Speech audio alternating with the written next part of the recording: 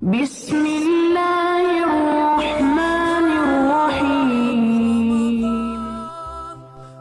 بالله من الشيطان الرجيم. بسم الله الرحمن الرحيم. الحمد لله رب العالمين والصلاة والسلام على محمد وآله الطيبين الطاهرين. اللهم صل على محمد وآل محمد وعجل فرجهم. أما بعد فقد روي عن إمام موسى بن جعفر عليه السلام: تفقهوا في دين الله فإن الفقه مفتاح البصيرة وتمام العبادة والسبب إلى المنازل الرفيعة والرتب الجليلة في الدين والدنيا، ومن لم يتفقه في دينه لم يرضى الله له عملا۔ امام موسیٰ کاظم علیہ السلام سے منسوب ایک روایت ہے جس میں آپ نے فرمایا: تفقہوا فی دین اللہ، اللہ تعالیٰ کے دین میں تفقہ حاصل کرو، اللہ تعالیٰ کے دین میں سمجھ بوجھ حاصل کرو۔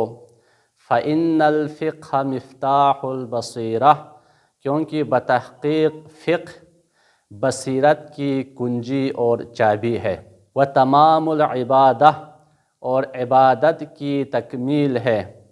والسبب إلى المنازل الرفیعة والرتب الجلیلة فی الدین والدنیا، اور دین و دنیا میں عظیم مقام و مرتبہ کا سبب ہے۔ ومن لم يتفقه فی دینہ، اور جو شخص اپنے دین میں تفقہ نہیں کرتا، اپنے دین میں سمجھ بوجھ پیدا نہیں کرتا، لم یرض اللہ لہ عملا، اللہ تعالیٰ اس کے عمل پر راضی نہیں ہوتا۔ فقہ اسلامی تعلیمات کا نچوڑ ہے، اور علوم اسلامیہ میں فقہ کی جو اہمیت ہے وہ دن میں سورج کی مانند ہے۔ آپ بہتر جانتے ہیں دن میں سورج کی کتنی اہمیت ہے۔ اگر دن میں سورج نہ ہو تو دن میں اندھیرا چھا جاتا ہے۔ بالکل اسی طرح علوم اسلامیہ میں فقہ کی جو اہمیت ہے وہ دن میں سورج کی مانند ہے، کیونکہ انسان کی، ہر مسلمان کی زندگی فقہ سے مربوط ہے۔ اللہ تعالیٰ نے انسان کے ہر قول و فعل کے لیے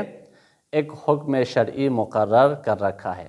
جیسا کہ مشہور ہے کہ انسان کا کوئی بھی کام ان احکام خمسہ سے خالی نہیں ہوتا، یا وہ کام واجب ہوتا ہے، یا مستحب ہوتا ہے، یا حرام ہوتا ہے، یا مکروہ ہوتا ہے، یا مباح ہوتا ہے۔ اگر آپ کہیں جاتے ہیں، اگر آپ کچھ کام کرتے ہیں، اگر آپ کچھ بولتے ہیں، اگر آپ کچھ سنتے ہیں، غرض جو بھی کام انسان اس دنیا میں انجام دیتا ہے وہ ان 5 احکام سے خالی نہیں ہوگا۔ یا وہ کام واجب ہوگا، یا مستحب ہوگا، یا حرام ہوگا، یا مکروہ ہوگا، یا مباح ہوگا۔ لہذا اگر کوئی شخص یہ چاہتا ہے، اس کی یہ خواہش اور تمنا ہے کہ وہ قرآن و سنت کے مطابق زندگی گزارے، تو اسے اسلام کی جو تعلیمات ہے اور خاص کر فقہ کی جو تعلیمات ہے اسے سیکھنا ہوگا اور اس پر عمل بھی کرنا ہوگا۔ ہمیں یہ جاننا ہوگا کہ شریعت نے ہمیں کن چیزوں کی اجازت دی ہے اور کن چیزوں سے ہمیں روکا ہے، کون سی غذائیں ہمیں کھانے کی اجازت ہے، حلال ہے، اور کن غذاؤں سے ہمیں منع کیا ہے۔ شریعت نے ہمیں کن آوازوں کو سننے کی اجازت دی ہے اور کن آوازوں کو سننے سے ہمیں منع کیا ہے۔ خلاصہ کلام یہ ہے کہ اگر آپ اور ہماری یہ خواہش ہے کہ ہم ایسا کام کریں جس سے اللہ اور رسول راضی ہو جائے، اور ایسا کوئی بھی کام ہم سے سرزد نہ ہو جس کی وجہ سے اللہ تعالی ہم سے ناراض ہو جائے، انبیاء اور ائمہ علیہم السلام کی ناراضگی آ جائے، تو ہمیں فقہ کو سیکھنا ہوگا۔ نہ صرف فقہ کو سیکھنا ہوگا بلکہ فقہ کو سیکھ کر آگے بتانا ہوگا اور خود بھی اس پر عمل کرنا ہوگا۔ لہذا ان باتوں کی وجہ سے علم فقہ کی اہمیت واضح اور اجاگر ہو جاتی ہے۔ اسی اہمیت کے پیش نظر ماہ مبارک رمضان میں انشاءاللہ ہم مؤمنین اور مؤمنات کی خدمت میں روزے سے جو متعلق درپیش مسائل ہے وہ بیان کرنے کی کوشش کریں گے، چونکہ ماہ مبارک رمضان روزے سے متعلق اور روزے کے لیے ہی بنایا گیا مہینہ ہے۔ اس وجہ سے ہم اس مہینے میں روزے سے متعلق جو درپیش مسائل ہے وہ سوالات جو عام طور پر مؤمنین اور مؤمنات کے لیے درپیش آتے ہیں، جن کے حوالے سے مؤمنین اور مؤمنات سوال کرتے ہیں اور ان کے جوابات جاننا چاہتے ہیں، ان مسائل کو ہم انشاءاللہ روزانہ کی بنیاد پر ڈسکس کریں گے۔ سب سے پہلے آج جس مسئلے کو ہم ڈسکس کریں گے وہ مسئلہ یوں ہے کہ رمضان کی آمد سے پہلے اکثر مؤمنین اور مؤمنات یہ سوال کرتے ہیں، اپنے بچی سے متعلق سوال کرتے ہیں، اپنے بچے سے متعلق سوال کرتے ہیں کہ اس سال میری بچی پر روزہ واجب ہے یا نہیں، اس سال میرے بیٹے پر روزہ واجب ہے یا نہیں۔ یہ سوال عموماً ہوتا ہے علماء کرام سے۔ عام طور پر نماز اور روزہ دونوں بالغ ہونے کے بعد واجب ہے۔ جب بچی بالغ ہو جائے اس پر نماز بھی واجب ہے اور روزہ بھی واجب ہے۔ جب بچہ بالغ ہو جائے اس پر نماز بھی واجب ہے اور روزہ بھی واجب ہے۔ اور اکثر مومنین اس حوالے سے آگاہی رکھتے ہیں کہ بچی کب بالغ ہو جاتی ہے اور بچہ کب بالغ ہو جاتا ہے۔ عام مومنین کو، اکثر مومنین کو یہ معلوم ہے کہ بچی جب 9 سال ہلالی مکمل کر کے 10ویں سال میں داخل ہو جائے تو وہ بالغ شمار ہے، اس پر نماز بھی واجب ہے، اس پر روزہ بھی واجب ہے۔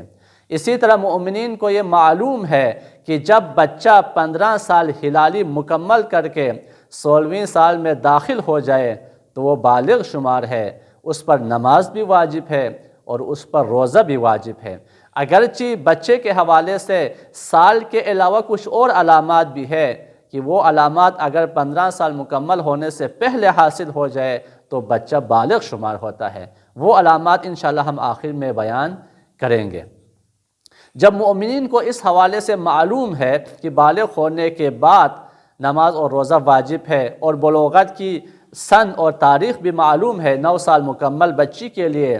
اور 15 سال ہلالی مکمل بچے کے لیے ہے، تو جو سوال عام طور پر مومنین کرتے ہیں کہ میرے بچی کے اوپر روزہ واجب ہے یا نہیں، اس سال میرے بیٹے کے اوپر روزہ واجب ہے یا نہیں، تو ان کا اصل سوال اس حوالے سے ہوتا ہے کہ عالم دین سے وہ پوچھتے ہیں آپ حساب و کتاب کر کے بتائیں کہ میری بچی کی 9 سال ہلالی مکمل ہوئی ہے یا نہیں ہوئی۔ آپ حساب کر کے بتائیں کہ میرے بیٹے کا 15 سال ہلالی مکمل ہوا ہے یا نہیں، چونکہ عام طور پر مومنین انگریزی تاریخ لکھ دیتے ہیں، جبکہ جو معیار ہے وہ قمری مہینہ ہے۔ مثال کے طور پر ایک مومن لکھ دیتا ہے کہ میری بچی 1 جنوری 2004 میں پیدا ہو گئی، میرا بیٹا 1 جنوری 2012 کو مثال کے طور پر پیدا ہو چکا ہے۔ اب حساب کرنا پڑتا ہے، اس کو قمری مہینے میں تبدیل کر کے دیکھنا ہوتا ہے کہ بلوغت کی جو شرط ہے 9 سال بچی کے لیے اور 15 سال بچے کے لیے یہ پورا ہوا ہے یا نہیں ہوا۔ تو اس حوالے سے ہم مومنین کی خدمت میں ایک عمومی قاعدہ بیان کریں گے، چونکہ ہر مومن کے لیے حساب کتاب کرنا، ہر مومن کے لیے ہر بچے کی تاریخ پیدائش الگ الگ ہے، تو ہر ایک کے لیے الگ الگ سے حساب کرنا مشکل ہوتا ہے۔ اس وجہ سے بندہ حقیر نے ایک عمومی قاعدہ بنایا ہے، ہم اسلامی حوالے سے و ہم انگریزی حوالے سے۔ مومنین اس قاعدے کو دیکھ کر، اس تاریخ کو دیکھ کر خود معلوم کر سکتے ہیں کہ اس کی بچی پر اس سال روزہ واجب ہے یا نہیں، اسی طرح اس کے بچے کے اوپر اس سال روزہ واجب ہے یا نہیں۔ جہاں تک بچی کے اوپر اس سال روزہ واجب ہونے کے حوالے سے جو تاریخ ہے وہ سب سے پہلے بیان کریں گے۔ سب سے پہلے اسلامی تاریخ۔ اچھا، یہ نکتہ مومنین ذہن میں رکھیں کہ یہ جو قاعدہ ہم بیان کر رہے ہیں وہ صرف اور صرف اس سال کے لیے ہے، یعنی سن 1443 ہجری اور انگریزی حوالے سے 2022 کے لیے۔ ایسا نہ ہو کہ مومنین اگلے 2 سال 3 سال کے بعد بھی اس قاعدے پر عمل کرتے رہے، نہیں، بلکہ یہ جو قاعدہ بیان کیا جا رہا ہے یہ صرف اور صرف اس سال کے لیے، یعنی 1443 ہجری اور 2022 کے لیے ہے۔ بچوں کے حوالے سے یہ حکم ہے کہ جو بچی 30 شعبان المعظم سن 1434 ہجری یا اس سے پہلے اگر وہ بچی پیدا ہوئی ہے، اس کی ولادت اس تاریخ کو یا اس تاریخ سے پہلے ہوئی ہے، اس بچی کے اوپر اس سال 1 رمضان المبارک سے روزہ واجب ہو جائے گا۔ اور انگریزی حوالے سے جو بچی 9 جولائی 2013 کو پیدا ہوئی ہے یا 9 جولائی 2013 سے پہلے، مثال کے طور پر 1 جولائی 2013 ہے، 5 جولائی 2013 ہے، تو اگر 9 جولائی 2013 کو یا اس سے پہلے اگر کسی بچی کی ولادت ہوئی ہے، اس بچی کے اوپر اس سال 1 رمضان المبارک سے روزہ واجب ہو جائے گا۔ اور بچے کے حوالے سے یہ ہے، جو بچہ 30 شعبان المعظم سن 1428 ہجری کے دن پیدا ہوا ہے یا اس سے پہلے، 30 شعبان المعظم سن 1428 ہجری یا اس سے پہلے، مثال کے طور پر 15 شعبان 1428 کو اس کی ولادت ہوئی ہے، 1 شعبان 1428 کو اگر اس بچے کی ولادت ہوئی ہے تو اس بچے کے اوپر اس سال 1 رمضان المبارک سے روزہ واجب ہوگا۔ اور انگریزی کے حوالے سے جو بچہ 13 ستمبر 2007 کو اس دنیا میں آیا ہے، اس کی ولادت ہوئی ہے 13 ستمبر 2007 کے دن یا اس سے پہلے اگر کسی بچے کی ولادت ہوئی ہے تو اس بچے کے اوپر اس سال 1 رمضان المبارک سے روزہ واجب ہو جائے گا۔ اور جو بچی 1434 ہجری کے رمضان المبارک کے بعد اس کی ولادت ہے، مثال کے طور پر اس بچی کی ولادت 1434 ہجری میں ہی ہے لیکن رمضان نکلنے کے بعد اس دنیا میں وہ آئی، شوال میں وہ پیدا ہوئی ہے، ذیقعد میں اگر وہ پیدا ہوئی ہے تو اس بچی کے اوپر اس سال کے روزے واجب نہیں ہے، لیکن نماز کے حوالے سے یہ ہے کہ جس تاریخ کو وہ پیدا ہوئی اس کے بعد سے نماز اس کے اوپر واجب ہوگا چونکہ وہ بالغ ہے، لیکن اس سال کے روزے اس کے اوپر واجب نہیں ہے۔ اور اگر اس کو ہم انگریزی میں تبدیل کریں تو 8 اگست 2013 بنے گا۔ جو بچی 8 اگست 2013 کے دن یا اس کے بعد سے پیدا ہوئی ہے اس کے اوپر اس سال کے روزے واجب نہیں ہے۔ اور جو بچہ سن 1428 ہجری کے رمضان المبارک کے بعد پیدا ہوا ہے، سال وہی ہے 1428 لیکن چونکہ وہ رمضان نکلنے کے بعد پیدا ہوا تھا اس لیے اس بچے کے اوپر اس سال کے روزے واجب نہیں ہے، لیکن نماز رمضان نکلنے کے بعد جس تاریخ پہ وہ بالغ ہو جائے اس کے اوپر نماز واجب ہو جائے گا۔ اگر اس کو ہم انگریزی میں تبدیل کریں تو جو بچہ 13 اکتوبر 2007 کو 13 اکتوبر 2007 یا 13 اکتوبر 2007 کے بعد پیدا ہوا ہے، اس بچے کے اوپر اس سال کے روزے واجب نہیں ہے۔ یہ تو ہو گیا رمضان المبارک سے پہلے جو بچے اس دنیا میں آئے ہیں، اور جو بچے رمضان المبارک کے بعد اس دنیا میں آئے ہیں اس کا حکم بیان ہو گیا۔ لیکن جو بچہ یا بچی رمضان المبارک میں پیدا ہوئی ہے، مثال کے طور پر ایک بچی ہے جو سن 1434 ہجری کے رمضان المبارک میں پیدا ہوئی ہے، مثال کے طور پر 5 رمضان المبارک سن 1434 ہجری کے صبح 10 بجے ایک بچی پیدا ہوئی ہے، تو اس بچی کے اوپر جس دن وہ پیدا ہوئی ہے اس دن کا روزہ واجب نہیں ہے، اگلے دن سے اس کے اوپر روزہ واجب ہوگا۔ مثال کے طور پر 5 رمضان صبح 10 بجے اگر بچی پیدا ہوئی ہے تو 5 رمضان کا روزہ اس پر واجب نہیں ہے، 6 رمضان سے اس کے اوپر روزہ واجب ہو جائے گا۔ لیکن اگر دن میں پیدا نہیں ہوئی، چاہے بچی ہو چاہے بچہ ہو، دن میں اس کی ولادت نہیں ہوئی ہے بلکہ دن شروع ہونے سے پہلے رات میں اگر کسی کی ولادت ہوئی، مثال کے طور پر 5 رمضان المبارک کی سحری کے ٹائم پہ، سحری کرنے کے بعد جب طلوع فجر ہو جائے تو پھر 5 رمضان کا روزہ شروع ہونا تھا، 5 رمضان کا روزہ شروع ہونے سے پہلے رات میں اگر بچہ یا بچی پیدا ہو جائے تو اس دن جس رات میں وہ بچی یا بچہ پیدا ہوا ہے اس کے بعد سے جو دن آئے گا اس دن اس کے اوپر واجب ہے۔ مثال کے طور پر 5 رمضان شروع ہونے سے پہلے سحری کے ٹائم پر اگر بچی کی ولادت ہوئی ہے تو 5 رمضان کا روزہ اس کے اوپر واجب ہوگا۔ یہ تو تھا تاریخ کے حوالے سے۔ بچے کے حوالے سے یہ ہے کہ اس کے لیے کچھ اور علامات ہے بلوغت کی، اگر 15 سال مکمل ہونے سے پہلے وہ علامات کسی بچے میں ظاہر ہو جائے تو وہ بالغ شمار ہے، اس پر نماز بھی واجب ہے اور اس پر روزہ بھی واجب ہے۔ سب سے پہلی علامت ہے منی کا نکلنا۔